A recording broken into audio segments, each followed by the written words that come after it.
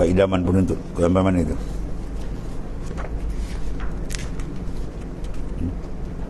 Dah baca belum?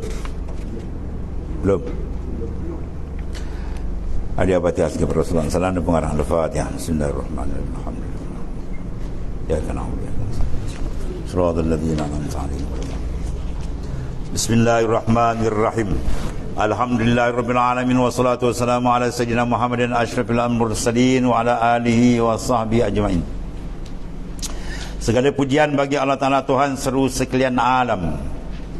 Pujian semua kembali balik kepada Allah Taala. Segala daripada alif lam. Alif lam dipanggil alif lam jinsi. Ya, alif lam jinsi tu. Bila alif lam jinsi masuk kalimah mufrad, dia membatalkan makna mufrad pergi pada makna jamak. Sebab dia kata segala puji. Ya. Segala puji bagi Allah Subhanahu wa taala.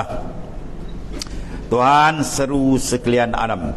Tuhan yang maha pemurah lagi maha mengasihani. Pemurah iaitu dengan mana Ar-Rahman, dengan mana Al-Mun'im bijala'il ni'am. Dia berikan nikmat yang kasar-kasar.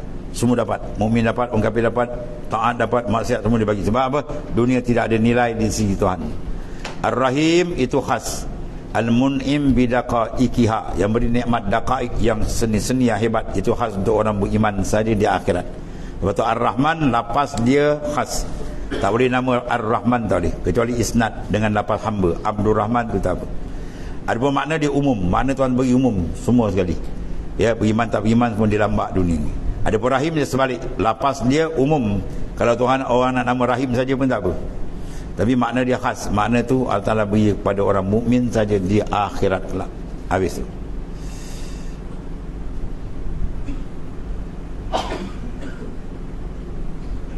Tuhan yang memiliki hari kiamat, kepada Engkau aku sembah dan kepada Engkaulah ya Allah aku mohon pertolongan.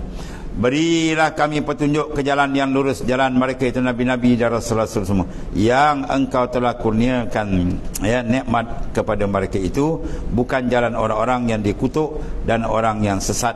Itu makna daripada makna surat Al-Fatihah. Amin ya rabbal alamin. Habis dari sejak saya mula bersara daripada jawatan kerajaan pada tahun 1907. Siapa dia ni? Tuan pengarang kita, Tuan Guru Haji Abdul Ghani bin Haji Yahya.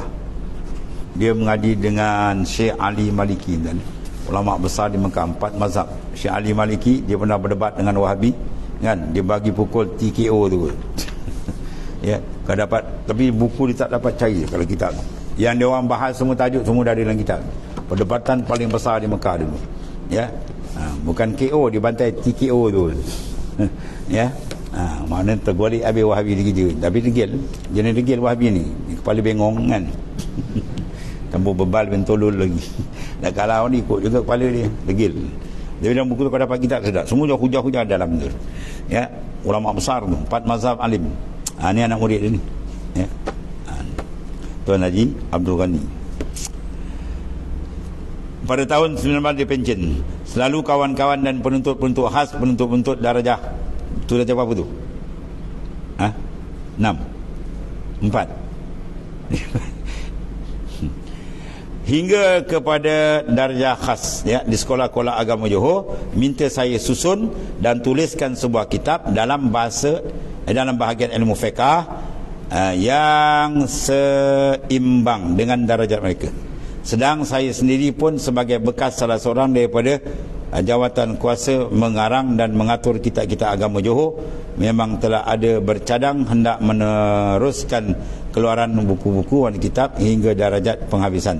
Tetapi kerana keadaan tidak mengizinkan, ya, mana Allah Ta'ala tak izinlah, maka cadangan itu tak dapat hendak dilaksanakan, tinggal dalam impian saja. Setelah 15 tahun berlalu, saya ingat perkara ini. Yang habis saja begitu, rupanya tidak. Kerana baru-baru ini, kira-kira dalam pertengahan 1982, timbul lagi permintaan seperti ini daripada sahabat-sahabat ikhlas minta saya mengusahakan juga kerja ini, dan saya berbelah hati mana sanggup atau tidak kerana tak cukup pengetahuan. Masya Allah. Dia orang dulu minta waduk, dia tulis kitab, dia kata tak pengkawan. Kita pula tak ada kitab, macam tahu pula. Ya, baru tak nak belajar, macam dah pandai. Tetapi oleh kerana memandangkan kepada seruan Allah Ta'ala, falaula nafara min kulli firqatin minhum ta'ifatun liyatafaqahu fid din wa liyunziru qaumahum idza rajau ilaihim la'allahum yahzarun. Taubat 122.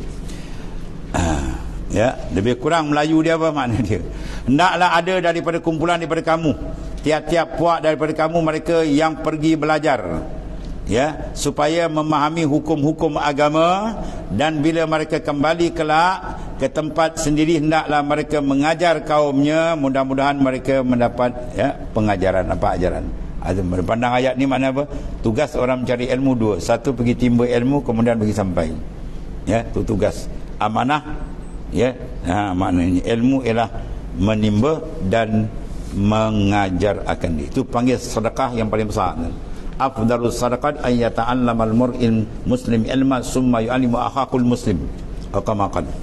Sedekah yang paling afdal, Rasulullah kata, lebih afdal daripada kita bagi duit, bagi apa semua, paling afdal.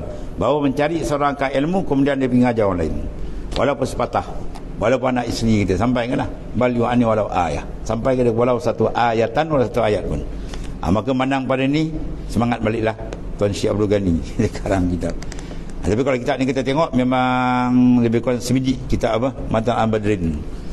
Kalau Arab dia kitab apa? Ghayatul Ikhtisar ataupun kitab Bajuri Ibnu Qasim, ya, lebih kurang itulah susunan dia sama. Tengok senarai dia ambil kitab pada dia bawah tu. Dan lagi memandangkan ke dia ini satu daripada amal jariah. Apabila mati anak Adam, putuslah amal yang melainkan tiga perkara. Satu daripada ini ilmu yang digunakan, ya, iza mata ibnu Adam in qata amal illa man salat. Sedekatin jariah itu ilmu yang tuafa'u bi au waladin salih yad'u lahu.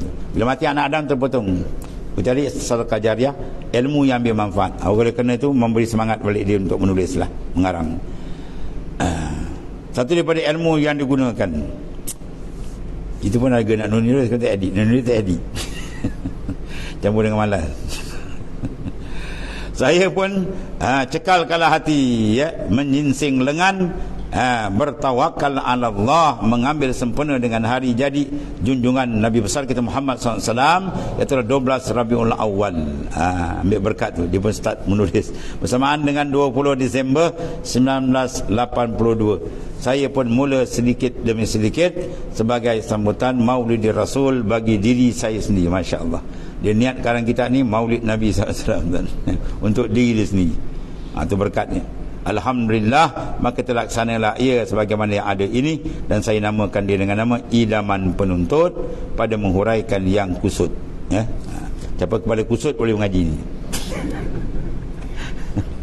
Ni kitab mana mengenal kitab apa? Kita mengaji kitab kepada kusut. Habis. Saya berhadap dengan, ya, sebenar harap kepada Allah Ta'ala. Harap sungguh pada Ta'ala di tempat sebenarnya lah. Barang apa kiranya murniakan saya ikhlas, dan apa juga usaha semata-mata kerenanya, dan memohon dengan tawaduk, moga-moga usaha ini mencapai bekalan saya untuk saya dan guru-guru saya selepas saya meninggal dunia. Lebih-lebih lagi besar harapan saya, moga-moga kitab ini berguna dan memberi manfaat kepada orang Islam amnya dan anak-anak bangsa saya khasnya. Ya, innaka ala kulli syai'in qadir. Sungguhnya engkau, ya Allah, atas tiap-tiap satu qadirun wa bil ijabati jadir. Kemudian sandaran saya diambil doa nama khas ni. Tempat ambilan kitab ialah pertama kitab Matan Al-Badrin. Oh, sini Al-Badrin. Wa Majmu' Al-Bahrain. Kemudian yang kedua ambil kitab Baijuri, ya. Dan ketiga kitab Bujairimi Iqna. Kalau Bajuri itu kitab pekahan. Ya. Kalau Baijuri itu apa? Itu kitab tauhid. Pada ada bahas juga. Kemudian kitab Bujairimi Iqna. Syarat Iqna lah. Besar itu Iqna kan. Kemudian saya cuba seberapa daya mencari perkataan yang sesuai, mengelokkan jalan bahasa, mengikutkan susunan bahasa, ya, masa sekarang ini. Tetapi sebagai seorang manusia tidak sunyi daripada kelemahan, tersilap dan lupa. Terkadang ada apa saya fikirkan elok, itu tidak elok, ya, pada pandangan orang lain. Dan demikian juga sebaliknya, apa yang elok pada orang lain mungkin tidak elok pada saya. Begitulah keadaannya, jarang tak dapat cukup sempurna pada seorang. Dari itu bermaaf-maafan atau betullah ansurlah menjadi asas kemajuan. Sekiranya ada dalam kitab ini masalah betul, salah atau menyeleweng daripada dasar tetapi terbit daripada kejahilan saya sendiri, dan ya, berkata Imam Syafi'i, pukulkanlah masalah itu ke dinding, mana buang je lah, ya, dan peganglah yang betul. Kalau ada tak betul tu, perbaiki je lah. Dan jika tidak keberatan, sila berjumpa saya. Wah, dia tahu jumpa dengan ataupun beritahu dengan surat, ya, sekarang pakai WhatsApp ni, dan alamat nombor saya. Dia pun dah meninggal, pergi kat kubur je lah. Siapa boleh cakap kat kubur, cakap kubur. Jalan Hadi Yaakob, siap ada satu Jalan Hadi Yaakob, Kampung Muhammad Amin, Johor Bahru. Saya sedia membetulkan apa yang salah dan mengucapkan ribuan terima kasih. Itu keikhlasan tuan pengarang lah, ya. Habis. Bismillahirrahmanirrahim. Saya mulai menulis kitab ini dengan nama Allah Ta'ala yang maha pemurah lagi maha mengasihani. Kena bersempurna yang mengambil berkat atau mengikut jejak kitab Al-Quran. Sebab Al-Quran semua bismillah, kecuali surah Bara'ah saja. Dan dimulai dengan Bismillahirrahmanirrahim pada kebanyakan surah dalam kitabnya. Dan beramal pula dengan hadis Nabi SAW, kullu amrin zibalin la yubda'u fihi bi bismillahirrahmanirrahim fahuwa aqta'.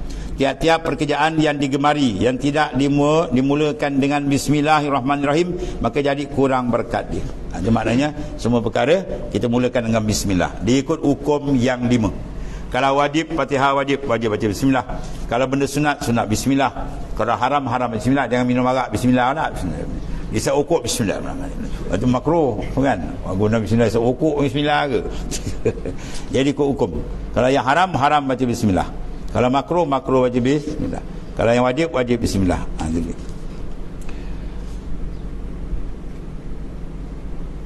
maknanya apa? Tiap-tiap perkara yang digemari, mana perkara yang tidak menyalahi syarak tu, mana ialah perkara yang atau pekerjaan yang dituntut atau diharuskan pada syarak, sekira-kira tidak haram pada zatnya. Ya, kalau haram pada zat dia ada haram zati, ya. Yang ini tidak makruh pada zatnya. Mana makruh zati, bukan zikir tulen. Kalau zikir tulen dipanggil zikrun mahdun, ya, dan bukan perkara yang dituntut oleh syarak dimulai dengan lain daripada bismillahirrahmanirrahim, ya. Dia kalau zikir mahdun macam semayang, zikir mahdun tak payah bismillah, ya. Itu yang kita nak masuk zikir tu. Dia ada orang bismillahirrahmanirrahim. Wah, ni nak buang pun bismillah. Wah, banyak bismillah. Dia tak ngaji fiqh. Dia tak ada masalah, ya, baca bismillah bagus kan. Tapi aturan dia begitu, ya. Bukan zikir mahdun, zikrun mahdun. Maka perkara yang haram pada zat, diri zat tu, seperti zina. Dia nak berzina baca bismillahirrahmanirrahim. Wah, syaitan pula lagi tak jadi zina tu. Ya. Dan haram dimulakan dengan bismillah. Tetapi perkara yang haram dengan sebab yang lain, dia ada ala arid. Itu tak apa. Misal mana? Seperti mengambil wudu dengan air yang dirampas. Dia kalau merampas air tu, dia guna bismillah, tak boleh haram. Tapi dia ambil uduk tu, air dirampas tu, itu dipanggil bukan haram zati. Itu tak apa. Dengan hak orang sunat juga dimulakan dengan bismillah. Kerana haram itu dengan sebab yang lain. Jadi haram dengan ini haram bighairi. Ya, bukan haram di zati. Kalau haram di zati, mana haram yang betul-betul asal dia haram, macam rompak, merampas tadi kan, itu tak boleh bismillah. Dan perkara yang makruh pada zat seperti makan bawang putih, makan petai, apa lagi, keledai. Itu yang busuk dia makan kan. Maka makruh dimulakan dengan bismillah. Tapi makruh dengan sebab yang lain tidak makruh, seperti mengambil air dengan yang dipanaskan, ya, ma'ul musyammas, air yang dipanaskan, maka makruh kita pakai kan. Tiba-tiba dipakai, dibaca bismillah, boleh tak? Itu tak apa, ya, dengan cahaya matahari dipanaskan. Bejana yang berkarat, mana bejana yang menerima tukul dia panggil, ya. Kalau bejana yang menerima tukul, mana menerima karat besi, bila dipanaskan dia akan naik satu uap, dia macam beleming tu. Dia tutup permukaan air tu. Bila kita pakai nanti akan mewarisi penyakit baras. Batu maknanya makruh. Kita pakai benda air yang dipanaskan pada tempat yang boleh berkarat, teman-teman. Benda menerima tukul mana besi, karat. Kalau plastik tak apa, kan? Tempat yang tak karat tahu. Dimulakan dengan bismillah, maka tak apa. Kerana makruh dengan sebab yang lain, iaitulah sebab dia air panas. Kalau maknanya makruh yang asli itu tak boleh. Demikian juga tidak dituntut baca bismillah jika hendak membaca zikir. Dia nak berzikirkan tahlil, la ilaha illallah, bismillahirrahmanirrahim, la ilaha illallah. Tak tuntut. Kena baca pun tak apa, tapi hukum dia tak dituntut. Demikian tidak dituntut membaca bismillah, dikendak membaca zikir tulin, zikrun mahdun dipanggil. Seperti membaca la ilaha illallah atau subhanallah atau assalamualaikum. Kan dia nak bagi salam, bismillahirrahmanirrahim, assalamualaikum. Wah, ini betul bismillah ni. Ya, baguslah tu, tapi orang nampak pelik gitu. Ya. Dan seumpamanya, ada pun zikir yang tidak tulin, bukan mahad, ya, tu. Seperti membaca Quran, maka itu sunat baca bismillah. Habis. Dan lagi tidak dituntut membaca bismillah pada perkara yang dituntut pada syarak. Pada perkara yang dituntut pada syarak dimulakan dengan yang lain daripada bismillah, seperti khutbah Jumaat, kan, khutbah hari raya dimulai dengan apa? Allahu akbar, Allahu akbar. Kita baca bismillahirrahmanirrahim, Allahu akbar. Wah, dia tak lepas betul ni. Ya, jadi kena letak tempat dia lah. Jadi maksud dia, tiap-tiap perkara yang digemari yang ada nilainya pada syarak, ya, ialah perkara yang lain daripada yang tersebut itu, seperti hendak makan, ya, hendak minum, hendak baring, hendak tidur, hendak berjalan, hendak menulis, hendak mengaji, ya, nak bersentuh. Baca lain bunyi. Dan sebagainya, bersetubuh dan sebagainya yang bukan dipandang rendah atau hina, seperti hendak meludah. Yang tu boleh lah, ya. Ludah jangan kan. Dan nak kentut. Nak buang air pun dia baca bismillah, lain macam. Dia ada bacaan khas itu, ya. Itu maknanya huraian tentang bismillah. Kemudian bersuci dan hukumnya. Adalah bersuci, ya, batahara ni. Dalam percakapan hari-hari daripada luar, maknanya apa? Membersihkan diri atau benda-benda daripada kekotoran, sama ada najis atau tidak. Secara umum dipanggil membersihkan, sama ada najis atau tidak. Benda yang diluati, ingus, kan, kena kat baju kita, kena kat badan kita, kita buang, itu masuk bersuci juga. Tapi bukan makna pada istilah tu luar. Tidak seperti air ludah dan hingus dan lainnya lah. Dan makna pada syarak ini kita nak pakai. Tadi pada lughah, pada bahasa, iaitu menghilangkan halangan beribadat.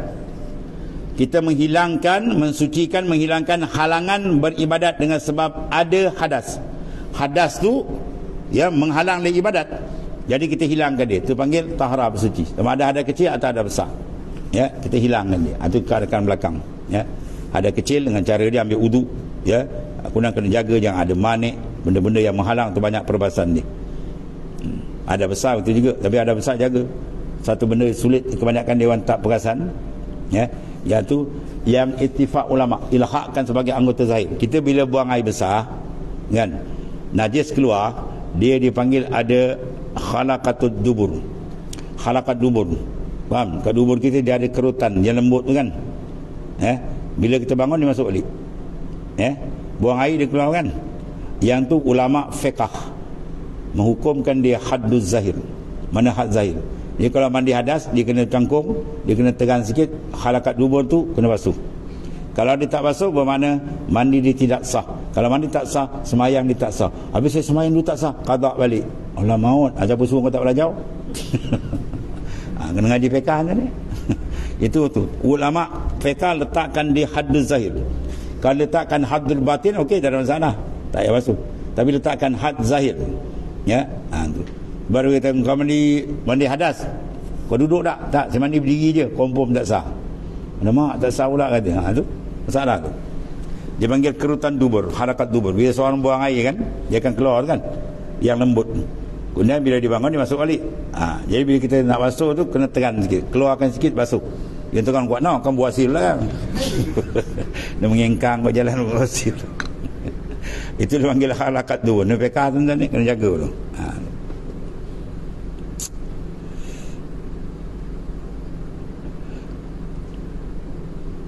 Kemudian alat untuk bersuci pula, ialah guna air, tanah, batu.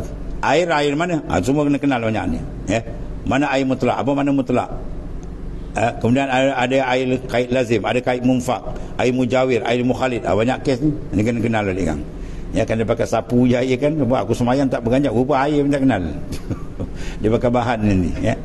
Tanah, batu, maka dengan limpah kemurahan Allah Ta'ala, ya, terdapat hamba-Nya telah menjadikan, telah jadikan hamba dia air, ya, lebih banyak dari dengan tiada berkendak kepada proses pada mendapatkannya. Dia curah daripada bawah, daripada atas dia curah, bawah dikeluarkan, masya-Allah. Itu nikmat besar. Sebab tu bangkitan air dalam Quran banyak. Oleh kerana itu ulama-ulama sufi yang saya pernah jumpa, dan itulah akhlak dia. Kalau dia minum memang ditangkat kepala. Ya, dia minum dia akan minum macam tu je. Yang minum macam tu stongkol. Pau dia buat tu kan. Dia pak dia minum pun macam lembu kebau di belaka. Kan? Ulama sufi tak ada. Sebab apa? Bangkitan air dan Quran banyak, maka arif billah dia malu. Meminum air tu dia rasa malu dengan Tuhan. Ya. Sebab tu bangkitan banyak. Tu sufi macam kalau tuan-tuan tengok yang minum air tunduk itu kan, tu lain dia lain clear tu. Kalau minum gam-gam, tu lain tak berclear. Tu kepala masuk air je. Habis tu. Jadi hukum bersuci tadi daripada hadas dan najis itu wajib, hukum itu wajib, kerana telah ijma' ulama sepakat, sekata atau sebulat suara pendapat ulama, sebagaimana mereka telah ijma' mensyaratkan bersuci daripada hadas dan najis itu dengan air. Mana suci mesti syarat dengan air. Wa nazzalna minas sama'i ma'an tahura. Wa nazzalna minas sama', kami turunkan daripada langit ma'an, air. Sifat air apa? Tahur. Dibaca ta bagi atas. Kalau ta bagi depan lain mana, ya. Kalau tuhur mana suci tapi tak boleh menyucikan. Kalau tahur suci lagi menyucikan. Dia ada dua sifat. Dia sendiri suci dan dia boleh menyucikan. Sebab kita kena kenal air. Ya, kena membasuh tak kenal air lama-lama tak jadi dah, tak jadi bersih. Pada syarat semayang kita pun tak sah dan ya. Kemudian air yang sah dibuat bersuci. Tengok, pertama air yang sah dibuat bersuci ialah umum, termasuk air hujan, air embun, air laut, air sungai, air perigi, air mata air dan lain-lain lagi air. Tidak termasuk air mata. Air mata pula kena buat cuci. Ya, habis tu. Ini air hujan, air embun, air laut, air sungai, air perigi, air mata air. Ini dinamakan kait apa ni? Dia panggil kait apa ni tadi? Air ni dikaitkan dengan embun, air ini dikaitkan dengan hujan, air ini dikait dengan laut, air dikait dengan nama sungai, dengan nama perigi. Ini kaidul mumfak nama dia. Ini nama dia kaidul mumfak. Kait mumfak, mana kait yang bercerai. Ya, tuan-tuan ambil jenis-jenis air ni berapa tadi? Air hujan satu baldi, air embun satu baldi. Wah, puan nak ambil satu baldi embun. Air laut satu baldi, air sungai satu baldi, air pergi satu baldi, air mata air satu baldi. Letak depan tu. Kemudian pergi panggil orang yang tak tahu asal usul dia ni. Tuan panggil dia, tanya, ni apa? Dia akan jawab apa? Air. Nama? Bercerai. Saya tu panggil mumfak. Mumfak mana yang bercerai. Mana nama air tu akan bercerai apabila orang tu tak tahu asal usul dia. Maka kait yang ni dipanggil kait mumfak, dimasukkan dalam air mutlak. Ya. Adapun kait yang tidak mumfak dipanggil kaidul lazim. Ni tak masuk air mutlak. Apa dia kait lazim? Kait dia dengan air tu tak boleh bercerai. Air kopi, air Milo, air sirap, kopi jantan, kopi janda. Semua dia.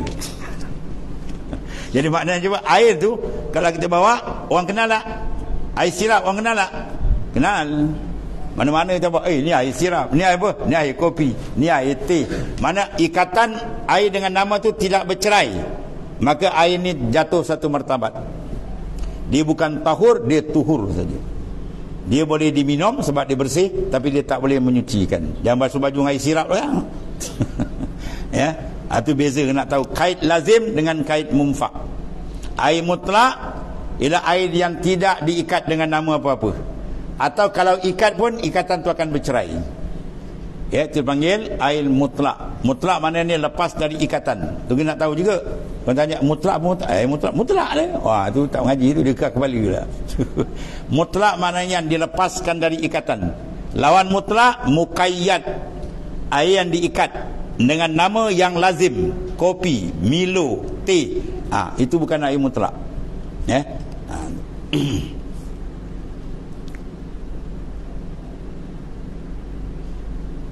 Jadi ada juga kadang-kadang diikat tapi ada dimaaf. Ya. Benda tak apa elak.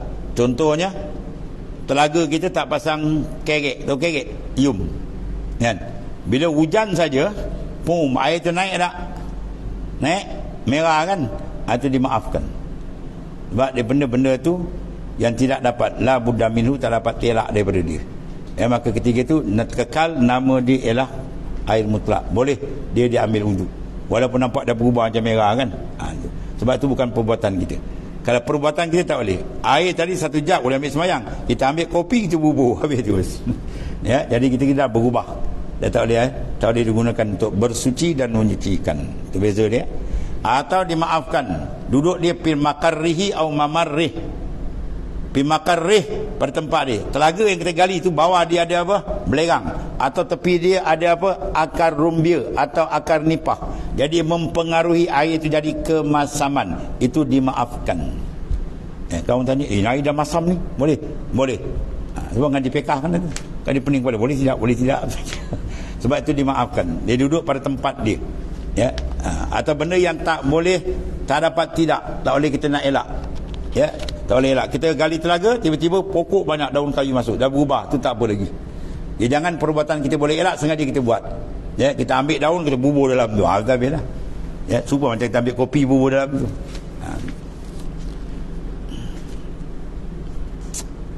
Dan lain ya, dengan tak kira sifat asalnya, sama ada ia putih atau ia hitam.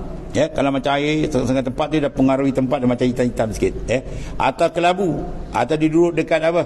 Kat air tu ada apa orang panggil kiambang. Jadi dia macam kehijau-hijauan sikit. Tu tak apa. Ya, benda yang tak boleh nak dielakkan di maaf syarak. Atau jernih atau keruh, atau masam atau masin. Kalau masam biasa dekat akar nipah, atau masin di air laut. Ya, semua masin. Itu semua tidak menjejaskan kemutlakan air. Mana dia tetap taraf mutlak, maka dia suci lagi menyucikan. Kalau kias dengan tasawuf, jadilah kamu air mutlak. Ya, air mutlak je apa? Para arif billah. Arif billah tu seorang ma'ul mutlak. Dia suci dan dia boleh menyuci mentarbiah murid dia. Ya. Paling tidak pun kita jadi air mustakmal pun tak apa. Ingat, dia nak cuci tak boleh tapi dia boleh minum lagi. Yang jadi air mutanajis. Najis pula mughalazah. Oh, lagi parah. Ya, kalau kena orang semayang, kena dia batal semayang orang. Ya, air mughalazah dia mengecik kat orang tengah semayang, habis. Dengan orang semayang habis.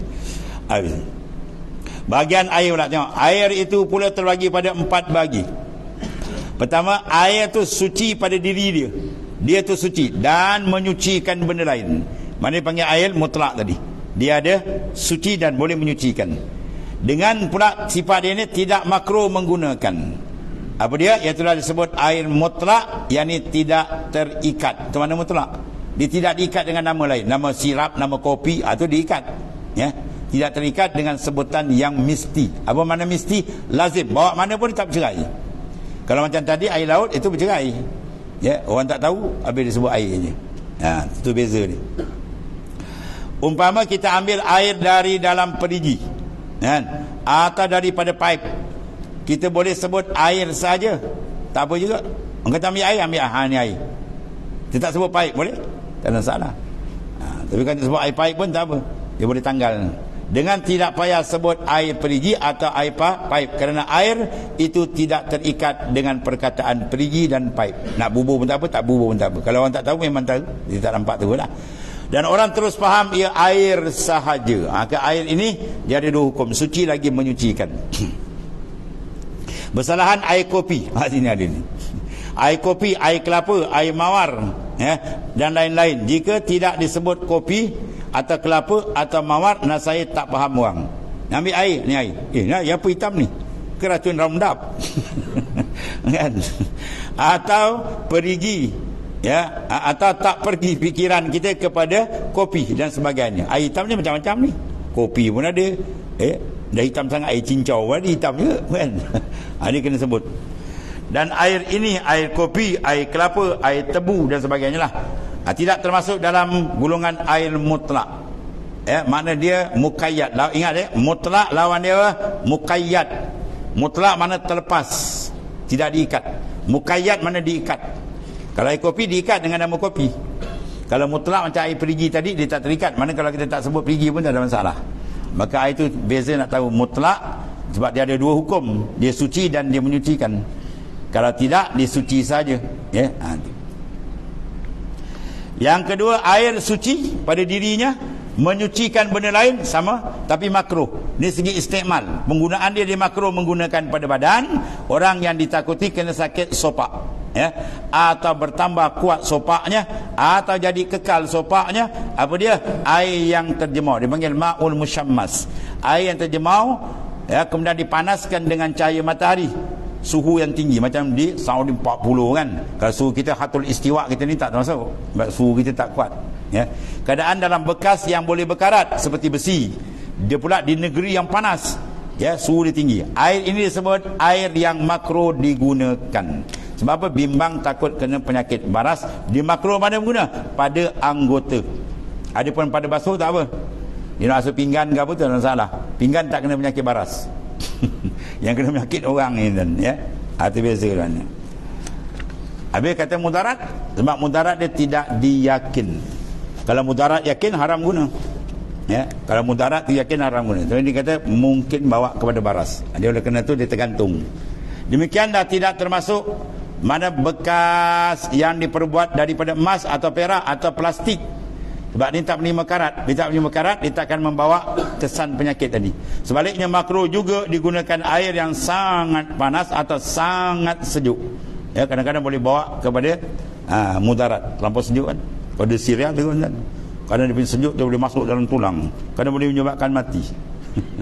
Kita pergi tunggu kita, arwah Ustaz kau, pakai baju tebal-tebal sikit gitu. Ini punya sejuk lain macam ni. Kalau tidak boleh pergi tulang, ada penyakit, ya. Tu sejuk sangat. Tapi kita di Malaysia tak adalah, tak terlampau panas, tak terlampau sejuk, ya. Yang ketiga pula, air dia suci pada diri dia, tapi tidak boleh menyucikan. Ini dah lain. Dia ada satu hukum. Yang dua tadi dia ada dua hukum, dia suci dan boleh menyuci. Cuma beza pada istimal, makruh atau tidak. Yang sini pula dia suci tapi tak boleh menyucikan benda yang lain. Tidak sah dia perbuat bersuci dengan dia. Iaitulah disebut air mustakmal, air yang telah digunakan buat mengangkat hadas basuh yang pertama pada wudu yang wajib atau mandi yang wajib. Air asal mutlak, ya. Kita berhadas. Sekarang kita angkat hadas tu menggunakan air mutlak, ya. Basuhan pertama muka tu, basuhan pertama muka sekali rata tu, air yang dah jatuh tu dipanggil mustakmal. Apa makna mustakmal? Allazi ustukmila. Itu mana mustakmal? Benda yang telah diguna pakai li raf'il hadas, untuk angkat hadas. Maka dia punya taraf sudah jatuh. Bila jadi air suci saja, lepas tu tak boleh menyucikan lagi. Faham? Itu panggil air mustakmal. Iaitulah basuhan mengangkat hadas. Bermakna kalau tajdidul wuduk, dia tak jadi mustakmal. Kita ada air semayang, kita pun semayang, kemudian sunat ulang wuduk, kita punya wuduk, kita ambil basuh muka tu, air mustakmal lah, tu tak mustakmal. Sebab air tu tidak mengangkat hadas, sebab dia tidak berhadas lagi, dia dalam keadaan suci, tuhur. Faham? Ada faham? Dah ngantuk lagi. Jadi air tu mengangkat. Sebab tu raf'il hadas, nawaitu raf'il hadas, mana hadas tu terangkat. Bersalahan dengan tayamum. Tayamum ditangkap hadas, ya. Nawaitu tayammuman listibahatis salah. Saja aku tayamum mengharuskan semayang, bukan angkat hadas. Sebab tu tayamum kalau sekali dia nak buat yang semayang kali kedua wajib, kena tayamum balik. Dia sekadar istibahah dia. Tu tengok lapas dia lain tu. Ya, kalau wuduk pakai air, dia mengangkat hadas. Sebab dia ada kuwatud daf'i, kekuatan menolak air tu. Allah Ta'ala jadi ke situ. Jadi bila angkat basuhan kali pertama. Kali pertama apa? Ya, faham istilah fiqah. Pertama mana? Pertama rata. Kita basuh 2 kali bau rata, itu basuh bau sekali yang ni. Ya, kita basuh 3 kali dah bau rata, itu bau sekali. Ya. Sekali mana sekali rata. 2 kali 2 kali rata. 3 kali 3 kali rata. Itu maksud dia. Ya, taslis wuduk meninggalkan mana 3 kali basuh secara rata. Kalau dibasuh 3 kali bau rata, itu bau sekali. Bila sekali rata bau settle, air yang turun lepas tu semua dipanggil mustakmalun. Bila mustakmal, darajat dia telah jatuh. Ya, dan air mustakmal ni jaga jangan jatuh dalam kita punya air. Ya, kita ambil air dalam kolam banyak, okeylah. Tapi bila kita basuh, dia menitik air mustakmal. Baik, sekarang kita ambil cedok dalam kolah, kita membawa kemari. Ya. Air ni menitik masuk tak? Masuk. Kita takdirkan warna, bau, rasa yang sederhana, berubah tak? Kalau bau sederhana, rasa. Kalau banyak rasa berubah ni, maka air ni pun jadi mustakmal. Jaga dia. Dia tak boleh basuh muka lagi. Kena buang balik, ambil air lain. Jauh sikit. Dia kena lagi jaga ambil wuduk. Jangan pakai sebat. Ya. Wuduk pakai ambil. Orang wuduk, dia pun wuduk. Bukan wuduk, waduk jadi. Semayang tak sah jawabnya. Ya, kena bersih betul-betul. Itu maknanya air tadi ulang kekuatan dia bila mana digunakan pada membasuh yang wajib. Kali pertama tu ada besar begitu juga, sekali rata sekali tu, yang turun air tu semua dipanggil ma'ul mustakmalun. Bila ma' mustakmal, kekuatan dia dah jatuh satu, dia suci sahaja. Ya, dia tidak boleh menyucikan lagi. Jangan kita ambil dia pula nak buat suci balik, tak boleh. Kecuali kalau dia kumpulkan balik, dia datang sukatan 2 kolah balik, dia ada power lain. Al-ma' iza balagal kullatani liam yahmil khabas. Ya, air bila sampai sukatan 2 kolah, dia tidak menanggung najis. Ya, itu kalau dikumpulkan balik. Ya. Sebab tu orang buat kata air kumbahan yang diproses kemudian sampai sukatan 2 kolah, boleh guna? Tak tergamak tu masalah lain. Ya, air kumbahan dan asal dia air. Oleh kerana air mutanajis, kemudian disucikan daripada apa? Najis dia tadi, bau, warna dan rasa, dan dia berkumpul jadi balik 2 kolah. Supalah macam kita buang air kolah kita, tanah bawah dia berkumpul ke bawah. Kan? Habis ya. Sebab air itu dipanggil air mutanajis, air yang ternajis. Dia sah bertukar. Kalau air najis tak boleh berubah. Air kencing kan, dia buat sampai 2 kolah, jernih je boleh ambil sembahyang, tak boleh. Sebab diri dia tu ainun najis.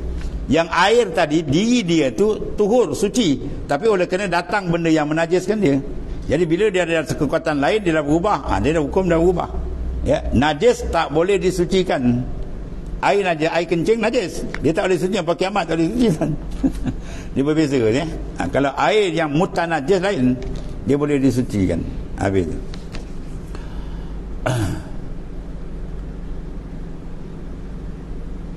Mana tadi? Jadi bahasan pertama, ingat ya? Pertama mana? Pertama rata. Rata sekali boleh kis sekali. Ada juga orang main putus 3 kali. Ya. Padahal baru 3 kali baru rata. Baru sekali. Ya. Jadi berbasuhan tadi mengangkat hadas ya. Mana kalau orang tu tak ada hadas, saja tajdid wuduk, itu tak jadi mustakmal air tu.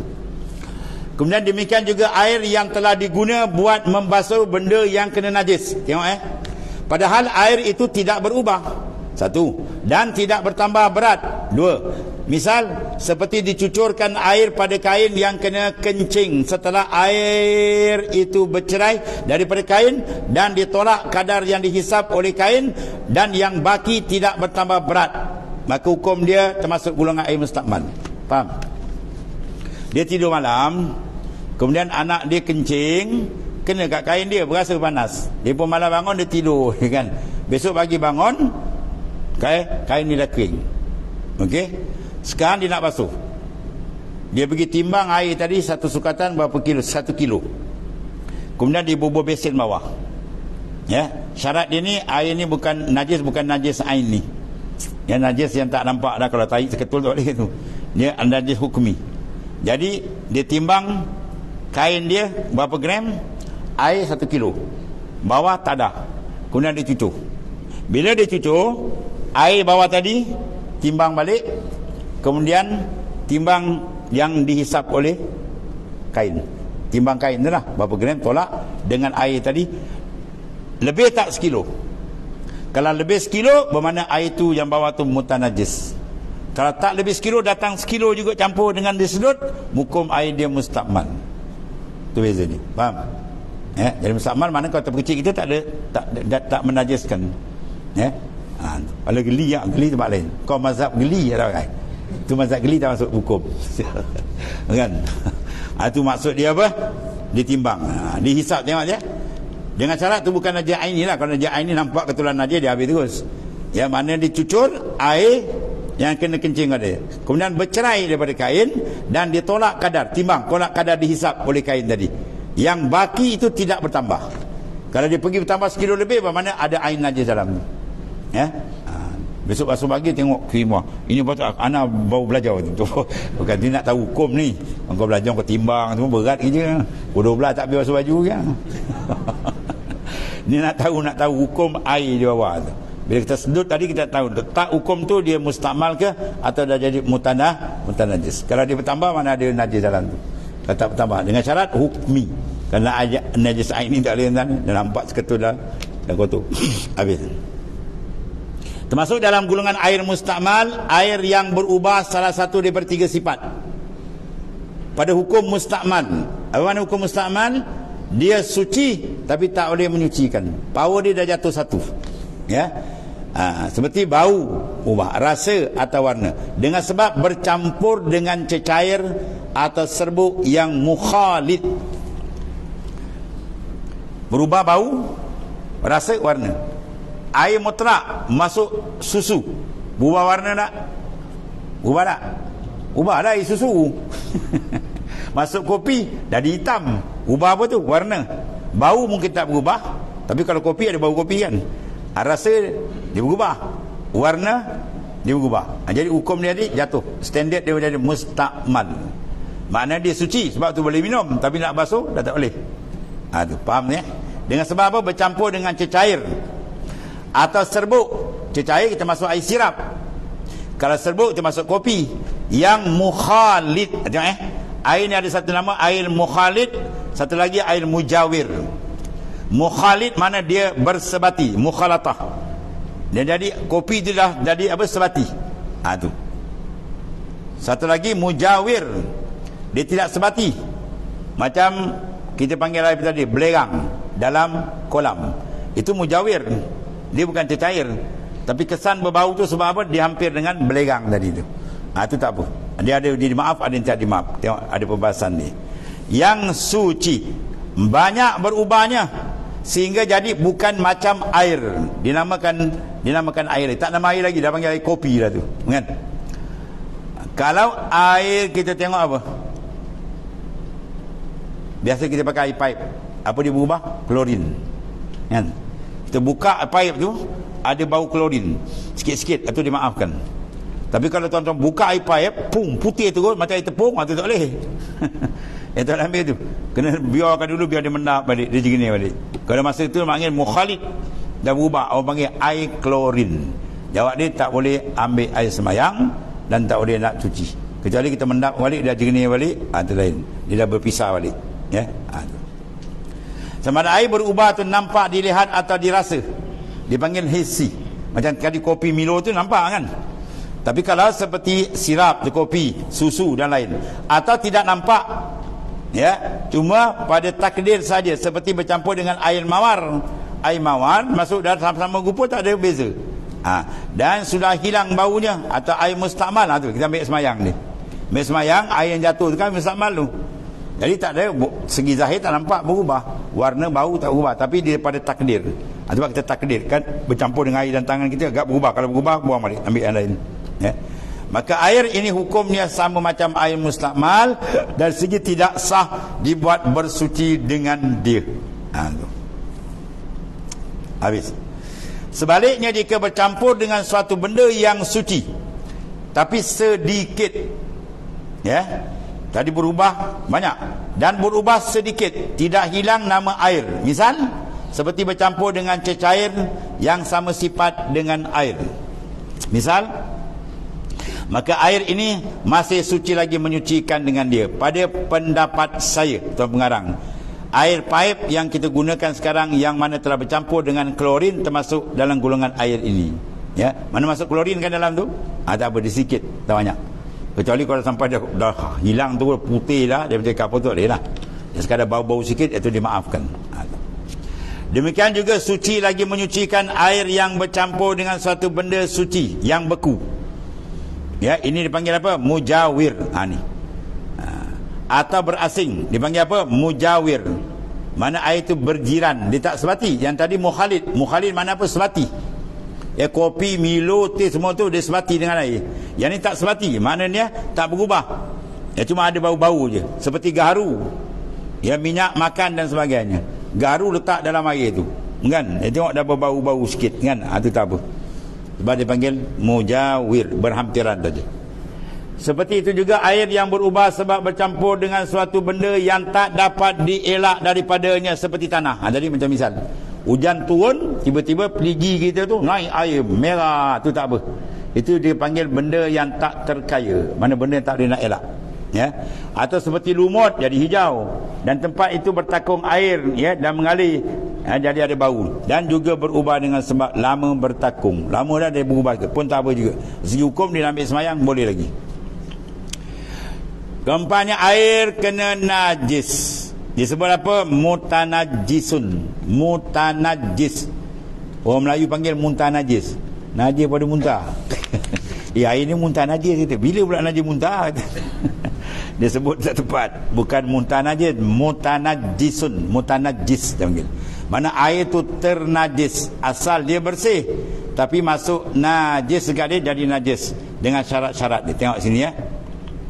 Itu air yang termasuk atau jatuh ke dalamnya najis, atau suatu yang kena najis padahal air itu tidak sampai 2 kolah. Tengok, dia syarat lebih kurang 13 tin minyak tanah, atau sekarang 230 liter. 230 liter tu bagi sukatan dia ada 2 kolah. Dalam hadis Nabi kata, iza balagal ma' kullatain lam yahmil khabas. Air bila sampai sukatan di 2 kolah, dia tidak menanggung najis selama dia tak berubah bau, warna dan rasa. Ya, kita tengah ambil semayang, sini mana 2 kolah? Masjid Tengkira, dia 2 kolah kan. Tengah ambil semayang, babi terkejun, berbung depan kita macam babi dia terkejun, moncong dekat kita. Air tu banyak kan, air tak berubah, hukum ni tak ada apa-apa. Ada apa-apa. Boleh ambil semayang. Babi kata, kau belajar fiqah ni kata. Tiba-tiba babi tu bangun, dia keluar, dia impisal, dia bercerai daripada kolam, dia menitik, semua tu najis mughalazah. Kena cuci balik tu. Selama di dalam air tadi 2 kolah lebih kan, lebih tu lebih daripada 230 liter kan, dia tak najis lagi. Jangan dia berubah je. Ayam jatuh dalam telaga, pum, mati. Air telaga tu besar, jernih, tak ada apa-apa, boleh ambil, tak ada. 2 seminggu, pum, meletup. Bila meletup, bau busuk dah habis. Hukum najis, dia berubah, ya. Selama 2 kolah dan tak berubah warna, bau, rasa, maka hukum dia suci. Kalau dia berubah dia habis najis. Tu.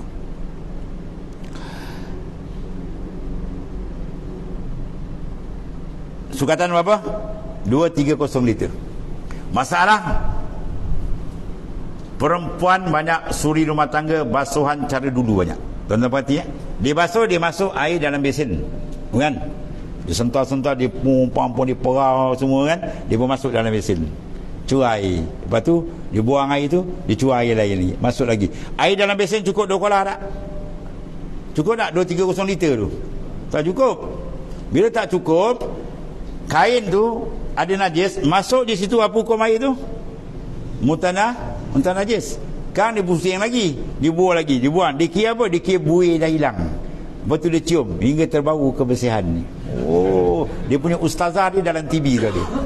Dia belajar daripada senior Philip Watoshiba. Kan? Hingga terbau kebersihan. Habis jawab dia. Hukum dia mutanajis, bawa pergi semayang. Apa hukum semayang? Tak sah hukum dia. Kenapa aku semayang tak berubah lagi hati aku? Dia belum main hati, baru kat semayang PK dah out. Sebab dia gagal dalam bab taharah. Jaga tuan ni. Itu dia. Sebab tu dalam fiqh kita, air dia ada 2. Satu ma'ul warid, air datang. Satu lagi air yang didatangi. Kalau air datang, dia ada kuwatud daf'i, dia ada kuasa menolak. Sebab tu bila kita basuh kena cucur, kan? Tapi mesin Jepun dia air datang atas kan. Saya baik Jepun mengaji fiqh ni. Ya. Tapi jangan dia timbul, ya. Mesti tekan air tu jangan timbul. Kalau dia timbul, lepas tu yang timbul dah habis, dia jatuh balik, dia menajarkan balik, kau tak cukup lah dia. Tu dalam kitab Qur'an Masail bahas panjang tu. Jadi bila air tu timbul balik, jadi elok kalau pakaian semayang tu elok kita basuh sendiri lah. Ya. Sebab tu basuh sendiri, kita tak tahu kita curah, ataupun kolah kita besar, kita celup dalam kolah, tak ada masalah. Kan? Kita buang sabun, terus celup, ambil syarat ni. Wah, ni lain macam lagi ni. Kalau tepi sungai senang celup. Sebab kalau sungai, ma'ul maurud, air yang didatang, dia cukup 2 kolah. Kita celup air sungai tu, tak ada ubah apa pun. Okey, tak ada masalah. Ya. Tapi jangan kita celup bekas kecil macam tadi, bekas satu besen celup habis kan, ya. Jadi air tadi mutan najis, pakaian pun jadi mutan najis. Bila kita pakai benda mutan najis, bawa ke semayang, habis, ya. Syarat semayang apa? Tuhur, bersih kan. Itu buat fiqh kena halusin kan. Kalau tidak kan kita buat ibadat rupanya tak diiktiraf, bahaya.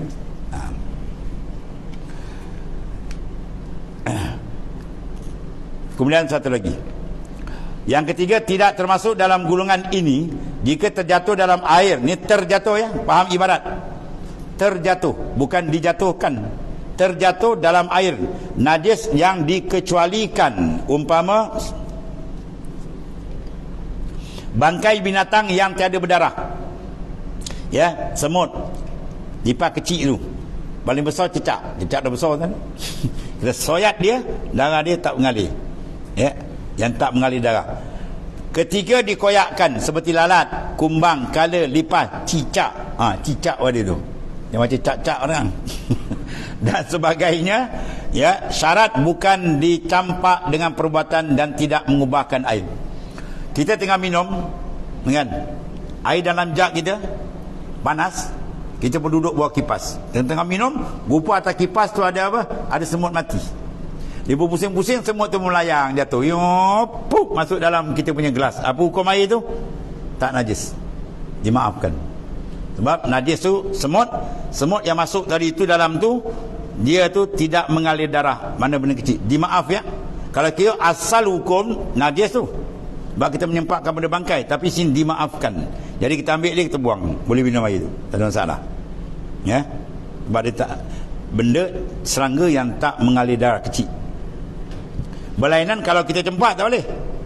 Kita ambil semua mati, kita buang, tu tak boleh. Jadi kalau kita buat air dekat dapur je ke, kadang-kadang dalam bekas gula kita ada semut mati, baik, kita pun letakkan bekas air, kita ambil, tengok, kita ambil gula tadi, kita cedok, dalam tu ada semut mati, kita masukkan, habis najis air tu. Dia panggil fi'lul fa'il, perbuatan kita. Nak mengelakkan, ambil gula tu masuk dulu. Ada semut mati kan, kita buang-buang, takut ada lagi, kita masuk gula dulu. Okey, lepas tu baru ambil air, tuang atas dia. Lepas tu kita kacau. Kalau ada kan, kita buang. Tu boleh minum. Sikit je beza tu. Ya, perbuatan dipanggil apa? Perbuatan dengan tak sengaja. Kalau perbuatan fa'il, perbuatan kita sendiri, kita buat, memasukkan, maka dia menajiskan. Sebab air tadi tak cukup 2 kolah, sedangkan bangkai tu hukum dia najis. Sebab tu dia kata dimaafkan. Faham, dimaaf, dia hukum najis. Tapi dimaaf bila kata dia terjatuh, bukan perbuatan kita, ya. Tapi kalau kita cedok tadi, semut tu hidup, kita cempak, dia mati, tu tak najis. Sebab ketika kita matruh benda yang cempak tu, dia hidup, maka dia bukan najis lagi. Tapi kalau ada bangkai, kita masuk, tak boleh najis. Ini dia jaga kedai kopi kan, TO satu, TO dia dah banyak, dia tidur itu masuk. Jawab bangkai semut pun masuk, habis orang minum pun tolol dia. Jadi bingung, tak nak jaga ni. Nak masak kena jaga perempuan, lama-lama dia berbual macam tu kan, tok laki nyanyi, bingung tok laki kau. Minum bangkai awak dia. Ada kena pandai buat, itu dengan JPK, apa semua kena dengan JPK, ya. Habis tu. Jadi kalau terjatuh tak apa, dia tak mau kita buat sendiri, kita jatuhkan dalam, kita ambil tu buat, tu najis. Maknanya benda najis bila jatuh tempat yang kurang 2 kolah, hukum dia najis. Kalau 2 kolah lebih tu tak apa. Dan demikian juga dihukumkan najis air atau benda-benda yang cair dengan sebab masuk najis yang halus yang tiada dapat dilihat oleh mata, sederhana sekalipun daripada najis mughallazah. Jadi najis juga benda cair, jaga ni, percikan-percikan kadang. Demikian juga tidak dihukumkan najis air atau benda-benda yang cair dengan sebab masuk najis yang halus yang tak dapat dilihat oleh mata, sederhana sekalipun najis mughallazah.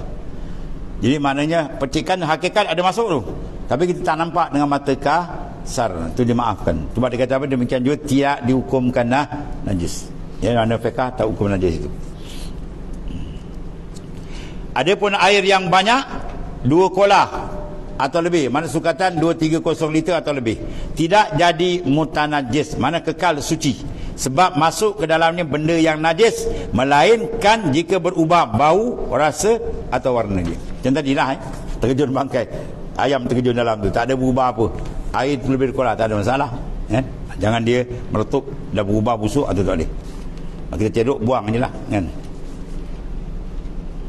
Yang keempat akhir ni, yang dikatakan air 2 kolah ialah sebanyak lebih kurang 52 gallon kalau dululah, atau 13 tin minyak tanah, atau sukatan sekarang 230 liter, itu lebih kurang.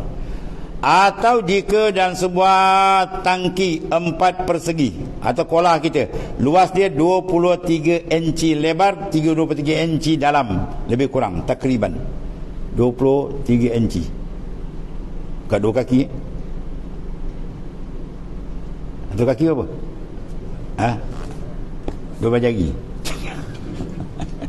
Satu kaki, kalau ukuran dulu dia panggil satu hasta suku. Lebih kurang tu lah, daripada satu sini ke mari, dekat-dekat kurang sikit 2 kaki. Mana kita ambil bahagian kata 2 kaki buka, 2 kaki dalam, 2 kaki dalam, okey, itu cukup tu. Sukatan lebar dia, panjang, dalam, luar. Mana 2 kaki, lebih kurang 23 inci, di bawah 24 inci senang kan? Tu ambil ikhtiat cermat. Maka air dalam tu cukup 2 kolah. Atau jika dalam sebuah tangki bulat 19 inci, ya, 19 inci, dan dalam 46 inci lebih kurang. Dalam dia tu 46 inci, buka dia 19 inci. Kalau belal tu ada tak? Biasa orang kerja kahwin kan, jadi buang air dalam belal tu, tangki belal tu, ton drum tu, dia pun dalam tu ada tak? Dalam berapa inci? 46 inci ada tak? Kalau ada, okey lah. Bulat dia lebih kurang berapa? 19 inci permukaan dia tu, bukaan. Kalau ada tu, mana sukatan air tu cukup 2 kolah. Mana kalau jatuh najis dalam dia tak berubah apa, boleh, tak ada masalah lagi. Cuma ada pendapat Imam Nawawi, dia meraihkan pendapat Imam Malik. Imam Malik pakai hadis al-ma' la yunajjisuhu syai'un. Al-ma', air tidak boleh menajiskan dia oleh apa sesuatu pun, melainkan berubah warna, bau dan rasa dengan tidak mensyaratkan sukatan. Itu Imam Malik pakai. Dan meraih pendapat ni Imam Nawawi. Air dalam satu baldi tiba-tiba jatuh tak cecak, air tak ada apa-apa, jernih elok, tak ada apa, maka ikut Imam Nawawi boleh pakai. Ini fiqh. Tapi kita dah biasa tak tergamak itu kan, tak tergamak soal lain. Air musim kemarau, nak dapat air pun dah tak payah-payah. 6 bulan tak hujan, nak buang ni galat. Anak pun nak kena dulu satu pondok haji. Tempat tu yang payah air atas bukit kan, jadi air takin sikit kan. Kita pakai Imam Nawawi gitu. Dah pakai, kita pakai Imam Nawawi je lah kan. Mana tak cukup 2 kolah, tapi air tak berubah bau, warna dan rasa dia, okey, boleh pakai, tak ada masalah. Itu mana ada ikhtilaf. An-Nawawi pun mazhab Syafi'i juga ya, tapi dia meraihkan pendapat Imam Malik. Seperti dengan bangkai. Yang biasa pakai Imam Malik ni macam Istakhri, Ar-Ruyani, dia banyak raihkan pendapat Imam Malik. Kalau ikut mazhab kita, semut mati bangkai kan, masuk dalam kocik batal sembahyang. Tapi kalau Istakhri, Ar-Ruyani tak apa, dia meraihkan pendapat Imam Malik. Dia banyak pendapat Imam Malik. Itu masalah hukum dipanggil apa? Hukum apa dia panggil ni? Ijtihadi.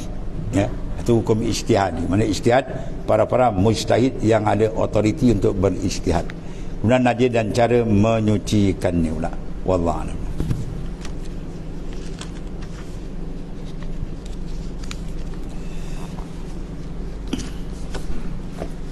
Biar yang 15 minit. Bismillah.